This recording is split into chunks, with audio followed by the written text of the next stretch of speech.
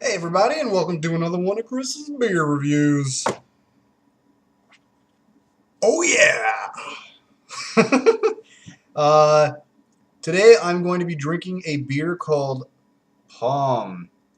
Now, I feel bad about that busted up label down there, but you can just imagine what it would look like as it is completed. The reason I have a stupid tape on here is because I got this from the assorted section in LCBO, and to be completely honest with you, it is tainted my beer cap. I don't think I have enough time to actually pull it off for you all in real time. But, yeah, that really sucks. At least you can kind of make it out. It's literally just palm. I'll be keeping that cap and I'll be cleaning it off. This beer, believe it or not, Palm, is from Belgium. It's 5.4% ABV in a 330 milliliter bottle. And it says brewed since 1747. And what else do we got here?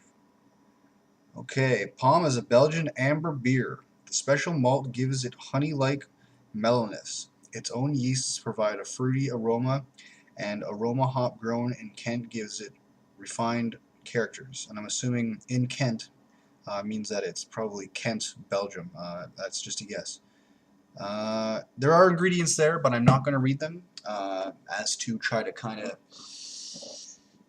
get a better grasp for this on my own. I want to kind of go on there blind. It says that it has fruity characteristics, so I'm going to be using my tulip glass. I try to, ever since I got this glass, everything tastes so good that I basically try to use it with everything, but I shouldn't be doing that. I believe this is a twist off. No, I'm a fool. All right, let's pop it off here. Come on, come on. Come on. This is the lighter that's done. I don't have any more. I don't have any more teeth on anything. There we go. Have you ever... I've used this lighter ever since my first review. I wish you could see the chunks. Like, look at the chunks taken out of that thing. There is no more grip. That one's, like, even worse. Like, there's no grip. Alright.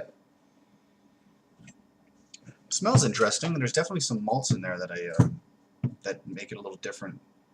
Alright, let's give it a pour. Definitely looks like an amber ale, just like it was speaking of. Looks absolutely gorgeous. One thing I like about amber ales is they share similar visible IPA characteristics. They look like it looks like an IPA, but it actually looks darker on the way that you are all looking at it out there. It looks like an IPA the way that you're looking at it, but the way that I'm looking at it is it's actually a little bit lighter of a color. And believe it or not, I see a lot of yeast or sediment floating around in there. I grabbed this from the assorted pack. A buddy told me that a buddy of mine from LCBO, the ambassador, who has been hooking me up with updates on whenever there's been new beers in the LCBO. And yeah, this looks, aside from the floatiness, I know it's not backwash, so I'm gonna go in for the kill. Got a one finger head. We did at the beginning. Let's try the taste.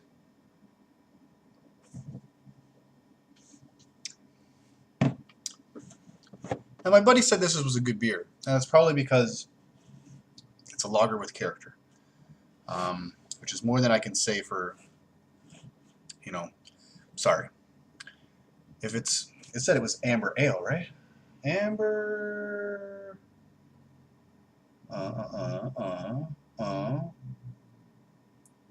It just says amber beer. Okay, so it could be an amber lager, it could be an amber ale, but as opposed to most lagers, I can say, of course, this has a lot of malty notes, a lot of malty characters in it.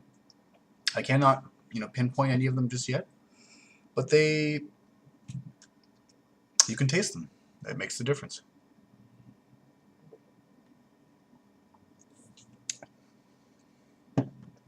If I was a lager drinker, I would definitely buy a 6-pack of this. It sure beats the average lagers out there, if it's a lager. Not too many lagers come out of Belgium. That's why I'm so freaking skeptical every time I use that word. Belgian beers are usually Trappists, but I know they dabble in other stuff. But I got a lot of Trappists out there. For all those beer reviewers, I think we can say cheers to that.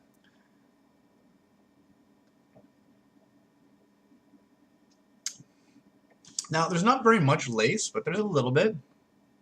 That means, you know, it's going down the right road. I like lace in my beer. It identifies to me like something in a beer that I like to see. It's just I like thick beer. That's why.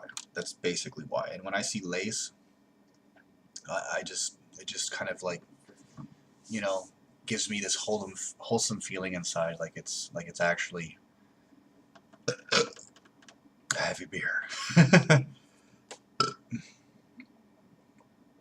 Another thing I like the tulip glasses for is you can spin beer in it like crazy without feeling like it's getting too heavy, because you can just, you know, kind of keep it right at the crease. Anyways, look, this beer is good enough that I can actually create more volumes of head if I wanted to. I can actually taste flavor in the head here. So when I have a beer where a lot of the flavor is in the head, if the head goes away, I like to spin that baby around, bring that flavor back. Perfect example of that would be Young's Double Chocolate Stout. If you keep spinning that baby around while you're drinking it, so much of that chocolatey flavor is in the head that it is so much worthwhile. Yeah, I'm gonna give. Yeah, I'll let you know what my what my rating's gonna be after this.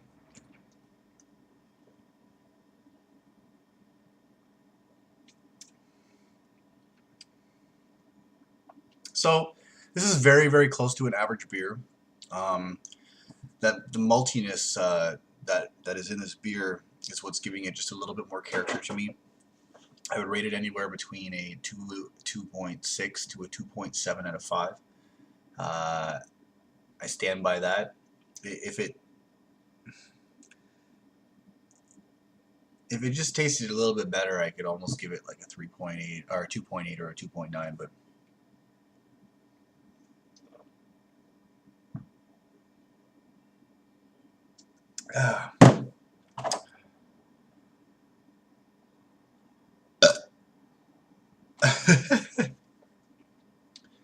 you know, what the hell is this shit, eh? You can't even see my head.